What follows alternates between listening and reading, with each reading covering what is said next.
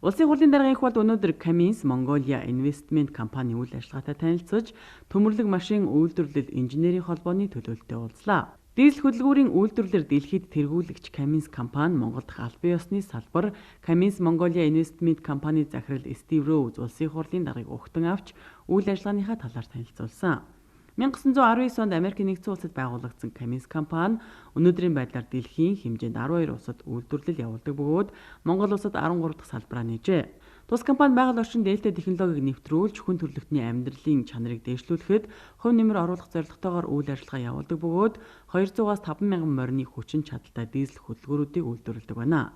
2011 онд үйл ажиллагаагаа эхлүүлсэн Cummins Mongolia Investment компани 48 ажилтнтай дотоодын хэрэглэгчдэд 8 сая $8 сэлбэг техникээр үйлчлэгээ үзүүлэхээр ажиллаж байгаамаа. Тус компани EcoBus авто угсралтын үйлдвэртэй хамтран ажиллаж байгаа бөгөөд Евро 3 болон шин загварын хөдөлгөөрүүдийг нийлүүлэхээр ажиллаж байна.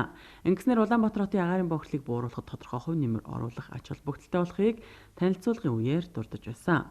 Мөн олон улсын дуршлаг дэвшилтийн талаар EcoBus авто угсралтын үйлдвэрийн инженерүүдэд сургалт явуулж хамтран ажилладаг байна. Мөн энэ үеэр төмөрлөг машин үйлдвэрлэл инженерингийн холбооны төлөөлөлтөд уулзаж аж үйлдвэрийн салбарыг хөгжүүлэх боломж нөхцөл байдлын талаар харилцан санал солилцлоо.